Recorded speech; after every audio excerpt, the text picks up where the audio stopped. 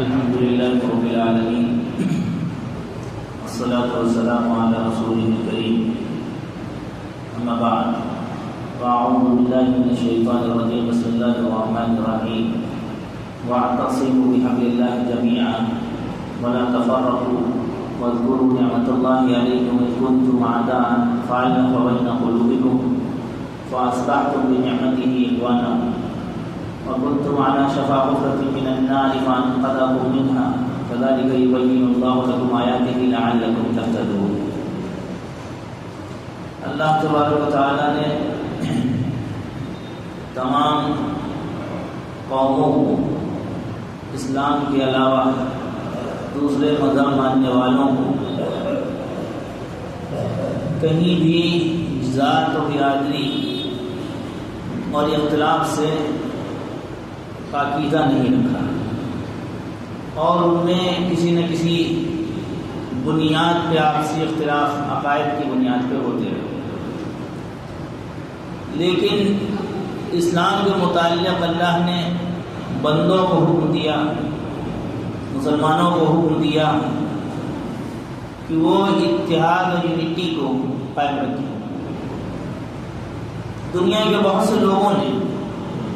چاہے وہ کرسچینٹی کے ماننے والے ہوں، چاہے وہ ہندوازم کے ماننے والے ہوں، اور چاہے وہ کسی بھی مذہب کے ماننے والے ہوں، وہ اپنے آپ کو اختلاف اور ذات پات سے بالکل بھی بچا نہیں پائے. انہوں نے کوششیں بھی کی، نعرہ بھی بلند کیا. کسی نے کہا ذات پات کی کرو بدائی، کسی نے کہا کہ ایسا ہے کہ آپسی لڑائیوں کو بھول جاؤ اور اسلام فوبیا اور مسلمانوں کو مٹانے کے لیے ایک ساتھ ہو جاؤ. کسی نے کچھ کیا، کسی نے لندن کے اندر یونٹی چرچ قائم کیا تاکہ تمام کرسچینٹی کے ماننے والے فرقے ایک ہو جائیں. کسی نے انڈیا میں، ہندوستان کے اندر سردار ولبھ بھائی پٹیل کی مورتی کو اسٹیچو آف یونٹی کا نام، اتحاد کی مورتی کا نام دیا، ایکتا کی مورتی کا نام دیا. لیکن اختلاف اور فرقوں سے کوئی مذہب باقی اور پاک نہیں رہ پایا. اور جس کو حکم دیا گیا تھا اسلام کے ماننے والوں کو بھی کہ آپسی اختلاف کو بھلا کر ایک اللہ کی عبادت کی طرف آؤ، وہ بھی کہیں نہ کہیں اس نجاست میں، اس غلاظت میں وہ مبتلا ہو گئے. حالانکہ بہت سے لوگ، گزرے ہوئے لوگوں میں بہت سے لوگوں نے کرسچینٹی میں ایسے اختلاف کیے ہیں جو جانی اور لڑائی جھگڑے کی نوبت تک آ گئے. اور اسلام کے ماننے والوں میں اللہ کے رسول صلی اللہ علیہ وسلم نے پہلے ہی کہہ دیا، اور آیات قرآنی ہیں وَاعْتَصِمُوا بِحَبْلِ اللَّهِ جَمِيعًا، کہ اللہ کی رسی کو تم سب مل کر مضبوطی سے تھام لو. وَلَا تَفَرَّقُوا، فرقوں میں مت بٹو، گروپ میں نہ تقسیم ہو. وَاذْكُرُوا نِعْمَةَ اللَّهِ عَلَيْكُمْ، اللہ نے جو نعمتیں تم پر کی ہیں اس کو تم یاد رکھو. اِذْ كُنتُمْ أَعْدَاءً، گزرے زمانے میں جب تم دشمن تھے، ایک دوسرے کے خون کے پیاسے تھے، اس کو بھی یاد رکھو. اِذْ كُنتُمْ أَعْدَاءً فَأَلَّفَ بَيْنَ قُلُوبِكُمْ، تو اس اللہ نے تمہارے دلوں کو جوڑ دیا. فَأَصْبَحْتُمْ بِنِعْمَتِهِ إِخْوَانًا، اللہ کی نعمت سے تم بھائی بھائی ہو. اس لیے آپ دیکھیں مکی زندگی میں مکے کے جو لوگ تھے وہ سرداری اور بزنس مائنڈ رکھنے والے لوگ تھے، اور مدینے کے جو لوگ تھے وہ ڈیلی ویجز، روزانہ کی مزدوری کرنے والے، کھیتی باڑی کرنے والے لوگ تھے. اب اللہ کے رسول صلی اللہ علیہ وسلم کے معجزے کو دیکھیں. بڑی سی بڑی شخصیت دو الگ الگ مائنڈ اور ذہنیت رکھنے والوں کو ایک ساتھ جلدی نہیں کر سکتی، ان میں یونٹی اور اتحاد نہیں کر سکتی. لیکن اللہ کے رسول صلی اللہ علیہ وسلم کی محنت دیکھیں، کردار دیکھیں، اخلاق دیکھیں. ایک طرف ہے بادشاہت والے، سرداری والے لوگ، مکے کے سنگ دل اور سخت لوگ، اور ایک طرف ہیں مدینے کے نرم دل لوگ، روزانہ کی مزدوری کرنے والے لوگ. لیکن ہجرت جب ہوئی ہے، اللہ کے رسول صلی اللہ علیہ وسلم نے صحابہ کو ہجرت کا حکم دیا۔ صحابہ مکے کے، ایسا نہیں ہے کہ فقیر تھے، بادشاہ تھے اپنے زمانے کے، بڑے بڑے سردار تھے جنہوں نے ہجرت کی ہے مدینے کی جانب، اور بڑے شاہانہ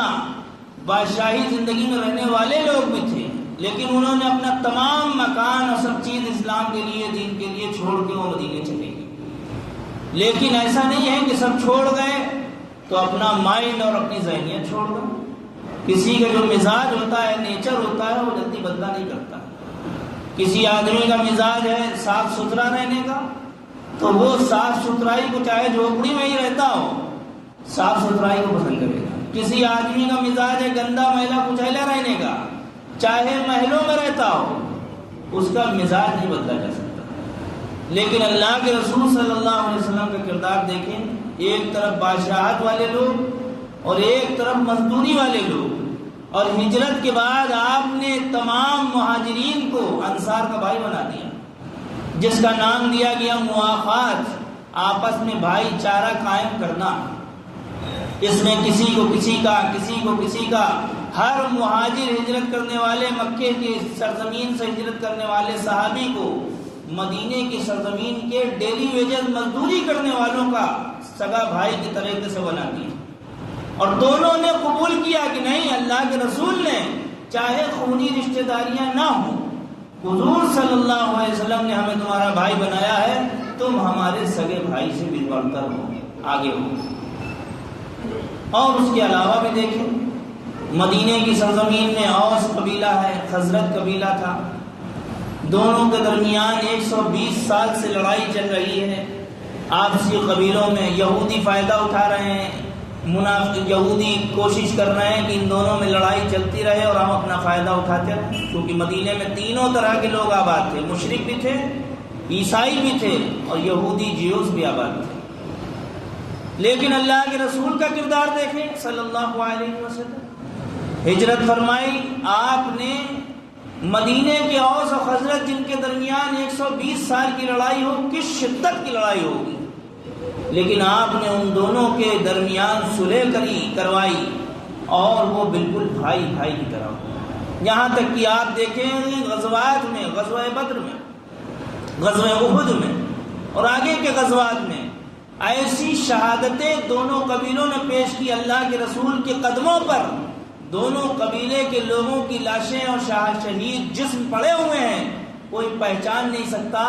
کہ یہ ایک دوسرے کے دشمن قبیلے تھے، سگے بھائیوں کی لاشیں گویا کی سامنے پڑی ہوں، ایسی موجود کہ اللہ کے رسول کے لیے قربانیاں دونوں کی۔ تو آپسی اختلافات مٹائے ہیں۔ جو لوگ کہتے ہیں کہ ہم آپسی رنجشیں نہیں بھلا سکتے، بیٹا خاموش رہو۔ اور جو لوگ کہتے ہیں کہ ہم دین مسلکی اختلاف ختم نہیں کر سکتے، جو لوگ یہ کہتے ہیں کہ ہم اپنے ضمیر کو غیروں کے ہاتھ میں تو بیچ دیں گے، ظالموں کو دے دیں گے، لیکن تھوڑی بہت بدعت کرنے والے جو لوگ ہیں، تھوڑی بہت غلو دین میں کرنے والے ہیں، ہم ان کے ساتھ نہیں دیں گے۔ یہ نمونہ ہے اللہ کے رسول صلی اللہ علیہ وسلم کا کہ اللہ کے رسول نے اس وقت اتحاد قائم فرمایا، اور یہ بھی نہیں کہ منافقوں کو سر تیرس بھگا دیا ہو، منافقوں کو بھی شامل رکھا اس وقت تک۔ لہذا غیر قومیں، دوسرے جو ریلیجن اور مذہب کے ماننے والے ہوں، چاہے وہ کرسچینٹی کے ہوں، ان کے بھی بہت فرقے ہوئے ہیں۔ ایک فرقہ ہوا ان کا کیتھولک کا، رومن کیتھولک کہلایا، ایک فرقہ ہوا ان کا پروٹسٹنٹ کا، ایک فرقہ ہوا ان کے اندر ایسٹرن آرتھوڈکس کا۔ یہ تمام فرقے اور گروپ ان عیسائیوں میں بھی ہوئے ہیں جو آج اہل فلسطین، اہل غزہ اور تمام مسلمانوں کو مٹانے کے لیے پوری دنیا میں ایک ہو چکے ہیں، اور ان کے بہت سے فرقے رہے، اور تو اور ان میں کتاب بھی بائبل کی دو ہو گئی، کوئی حصہ ہو گیا اولڈ ٹیسٹامنٹ کا، کوئی حصہ ہو گیا نیو ٹیسٹامنٹ کا، اور اس کے ماننے والے بھی بڑھ گئے۔ لیکن اس کے باوجود، اور صرف یہیں تک اختلاف نہیں تھا،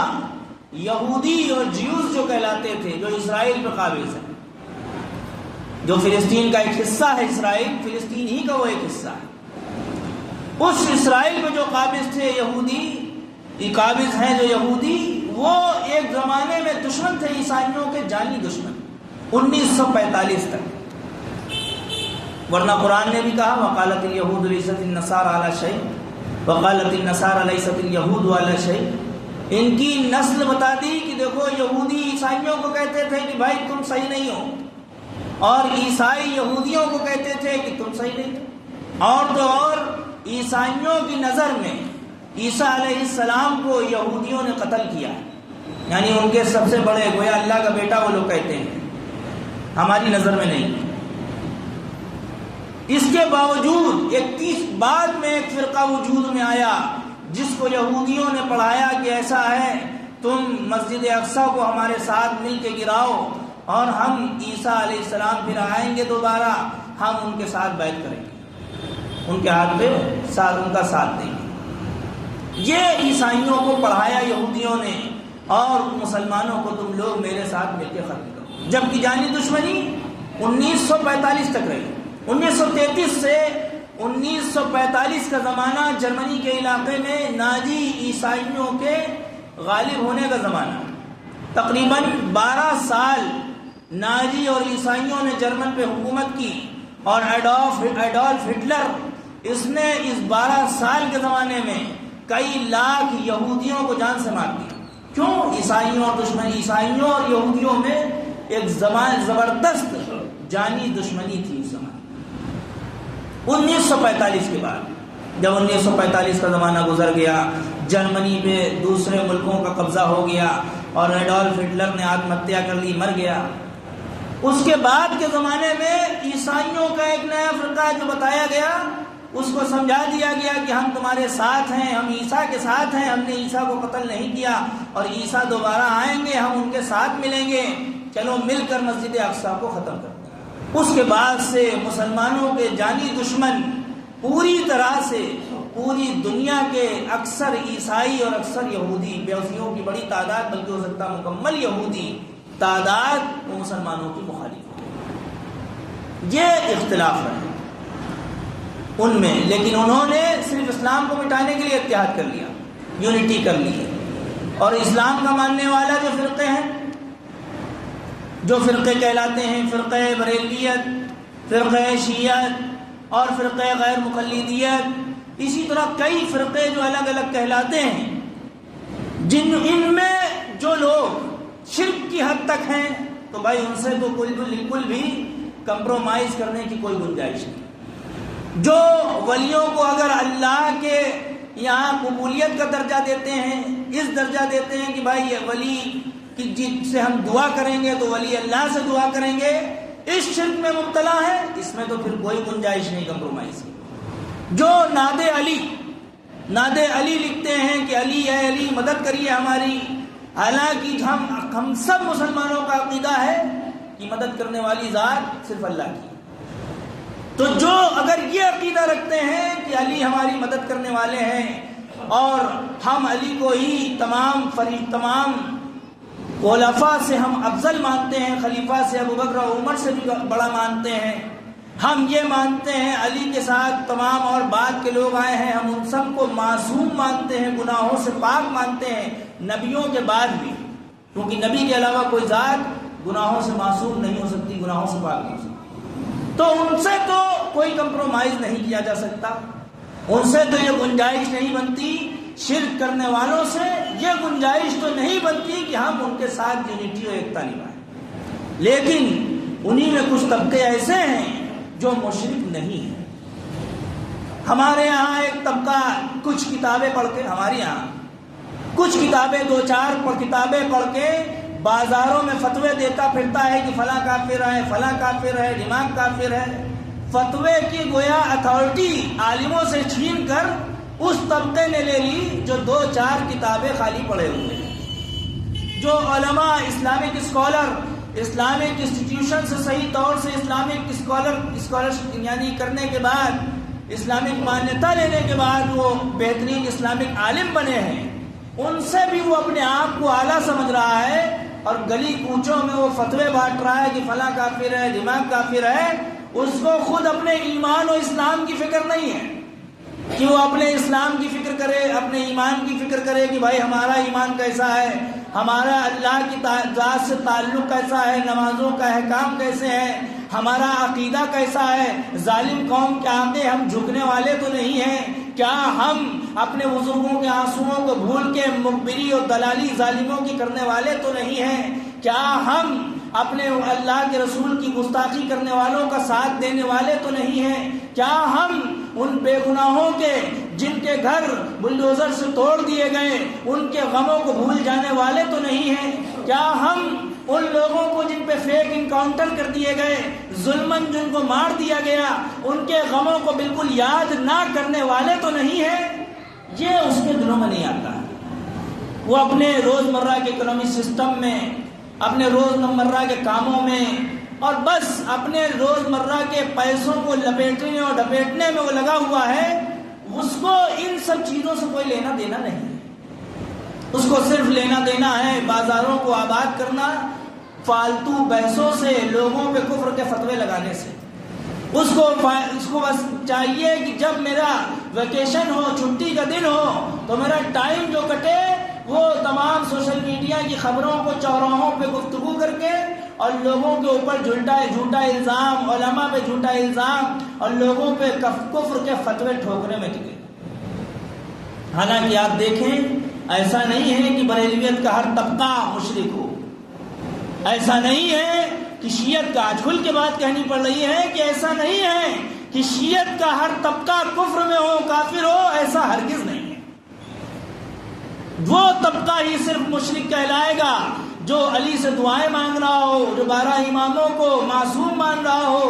وہ طبقہ ہی مشرک کہلائے گا جو قبروں پہ سجدہ کر رہا ہو، جو ان قبر والوں سے دعائیں مانگ رہا ہو، وہ مشرک کہلائے گا۔ جو تھوڑی بہت بدعت کر رہا ہو، تھوڑی بہت علی کو زیادہ، تھوڑی بہت بڑھوتری دے رہا ہو، وہ مشرک نہیں کہلائے گا۔ بدعتی ہو سکتا ہے، تھوڑی بہت دین میں آگے پیچھے گڑبڑی کرنے والا ہو سکتا ہے، لیکن وہ کافر نہیں کہلائے گا۔ ہم کو صرف پڑھایا گیا کہ ہاں بھائی دنیا کے تمام شیعہ کافر ہیں، ہم کو پڑھایا گیا، ہم کو بتایا گیا کہ تمام بریلوی دنیا کے کافر ہیں، تم کو ٹھیکہ دے رکھا ہے کیا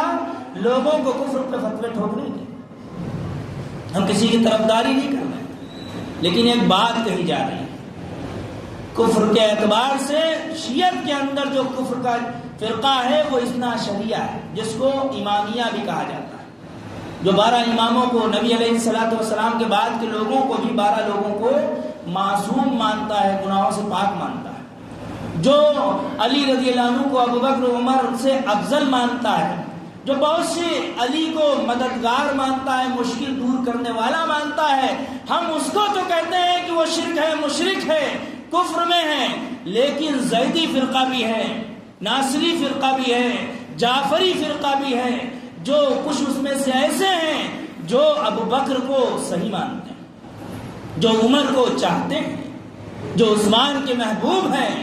جو معاویہ کو بھی غلط نہیں کہا کرتے، جو معاویہ کے بھی چاہنے والے ہیں، ایسے بھی ہیں۔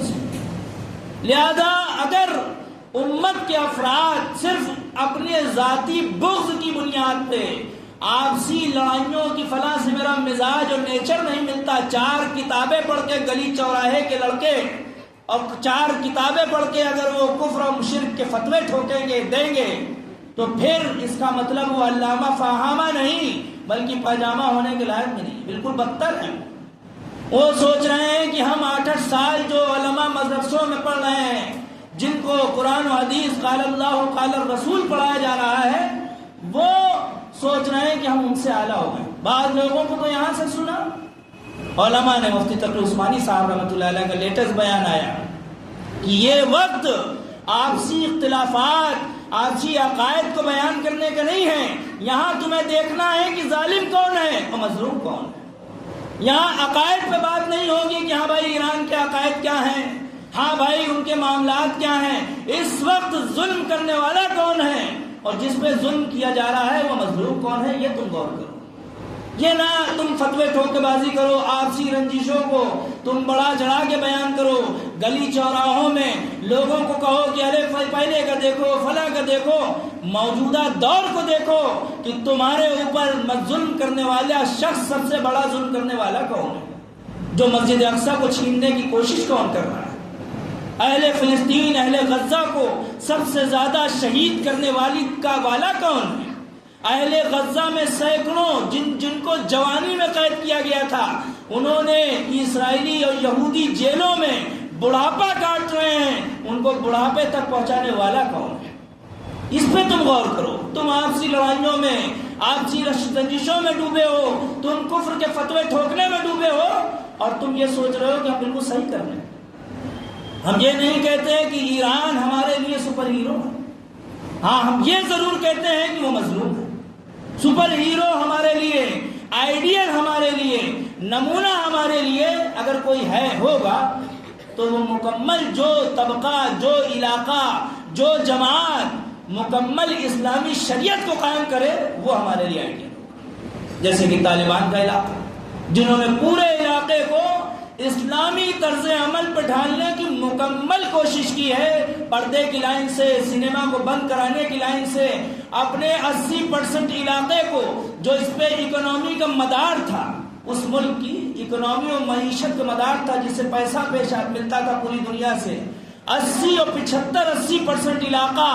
جو افیم کی کھیتی کا تھا، صرف نشے کی بنیاد پہ اس کو جلا کے راکھ کر دیا کہ ہم اللہ کے رسول کے حکم پہ ہیں، ہم پیسے کا منہ نہیں دیکھیں گے۔ انہوں نے اپنے علاقے کو اس کو جلا کے راکھ کر دیا افیم کی کھیتی کو،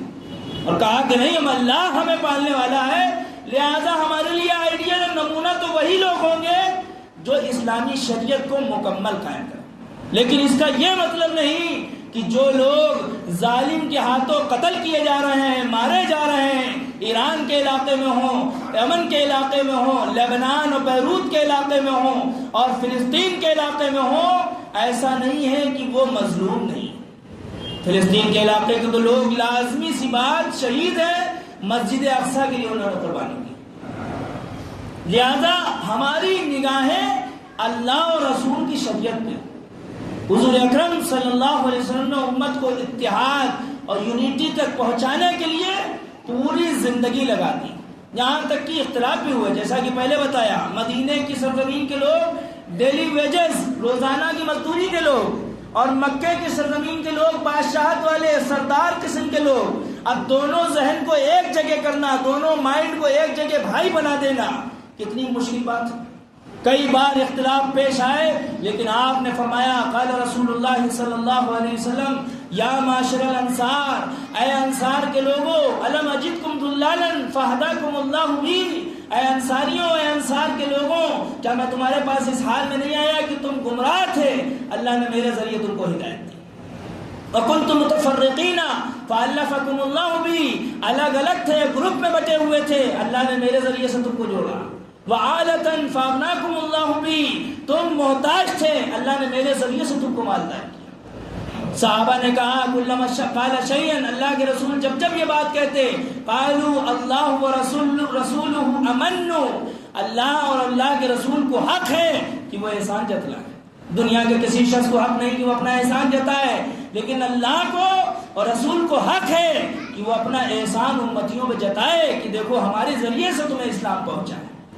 اس لیے اللہ نے موقع عنایت فرمایا ہے ہم امت میں اتحاد اور یونٹی پیدا کریں۔ 4-5 کتاب پڑھ کر 4 چوراہے اور گلیوں میں ٹہلنے والے جو نوجوان اور بوڑھے بھی جو لوگوں کو گمراہ اور کفر کے فتوے دینے کے ٹھوکنے کے ٹھیکیدار بنے ہیں، ان سے ہم علم نہ سیکھیں، بلکہ مدرسوں مساجد کے جو امام اور علماء ہیں، اللہ والے ہیں، جن کو دیکھ کے اللہ یاد آئے، جن سے معلوم ہو کہ یہ علم حاصل کر کے آئے ہیں، ان سے علم سیکھیں۔ اللہ تعالیٰ ہم کو اتحاد کی، یونٹی کی بھی توفیق دے، اور نمازوں کی جو پابندی رمضان میں تھی اس سے بڑھ کر اللہ تعالیٰ اسی طرح نمازوں کی پابندی کی توفیق دے، اہل فلسطین کے لیے بھی دعا کرنے کی توفیق دے، مسجد اقصیٰ کی آزادی کی بھی دعا کی توفیق دے۔ بآخر دعوانا